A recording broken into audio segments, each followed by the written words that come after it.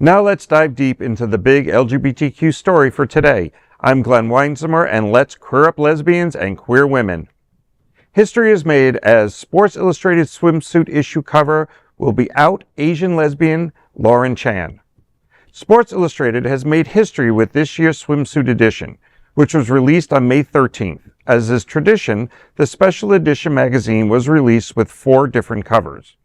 One of them was Lauren Chan, an Asian and Middle Eastern plus-size model who has become the first out lesbian to make the cover of this special issue in its 61-year history.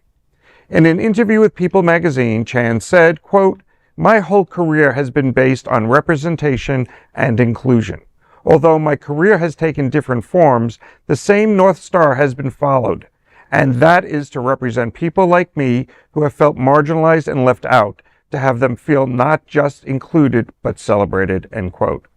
Chan has been an icon in the fashion industry for several years, having created the plus-size clothing brand Henning, as well as having been an associate fashion editor for Glamor.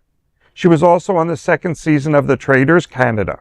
Sports Illustrated's editor-in-chief explained why Chan was selected, saying, quote, "Chan is rewriting fashion's narrative.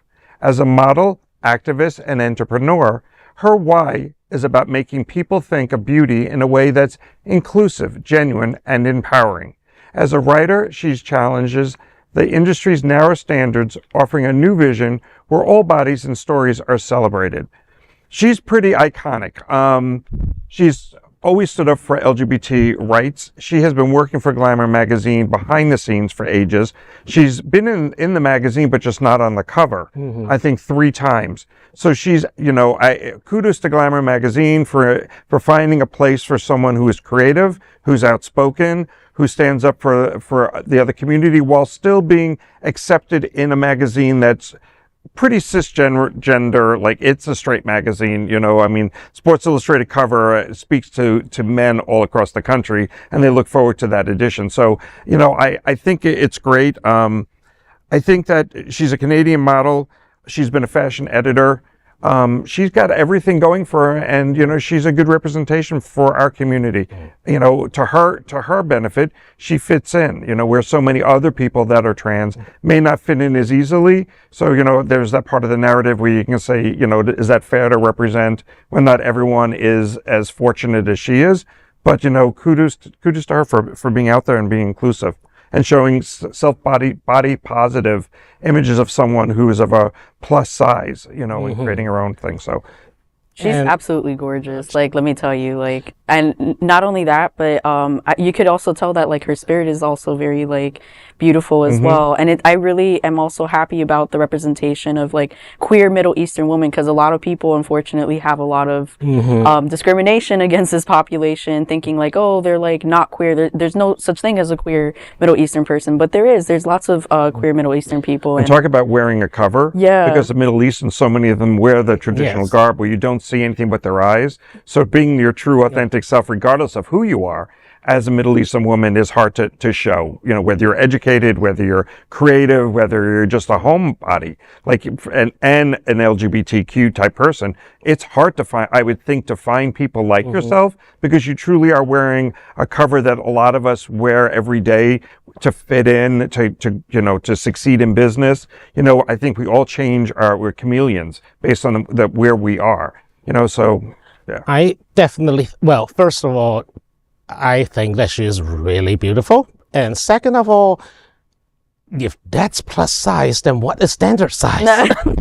She doesn't look any kind of plus size to me. I'm not an expert, but as I used to sell clothes at Banana Republic, and so you can fold shirts, right? Well, also the women's clothing, there's petite and then more plus sizes than that, because there's this idea that all girls should be petite, and that means a whole bunch of different sizing things. So she does. She has a very nice shape, but that doesn't mean that she's this 2 foot tall little doll. But also, looking at the swimsuit, that to me, it's a beautiful thing, because I'm not an expert in girls not wearing a lot of clothes, but that's a very different cut. You're also not blind, so I think you've seen to me. Am I the only one that thinks that's a very beautiful, different type of way of wearing a two-piece? I wear mine.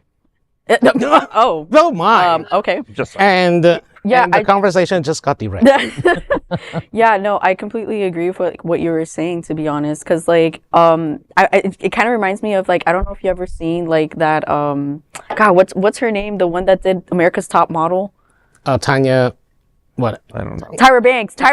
Yeah, that she was We were like all rooting for you. Yeah, no, she literally like there was like this like really skinny, like at least to me was skinny, and she was like, yeah, like she's plus size, but it'll work, and I'm like, if that's plus size, I'm obese. Like, there's no freaking way. I remember she would talk about how, like, at one point Tyra Banks said, like, I'm at a very heavy weight at 160 pounds. Yeah, And I was this, like 160-pound twink thinking I was morbidly obese at, like, 24. Well, to be fair, that was the America's Next Top Model thing happened during an era where we were aggressively body shaming each other. Oh, I know. Too fat, too thin, too muscly, too twinky, etc., etc., etc. Britney 2007, that is all you need to know about that era.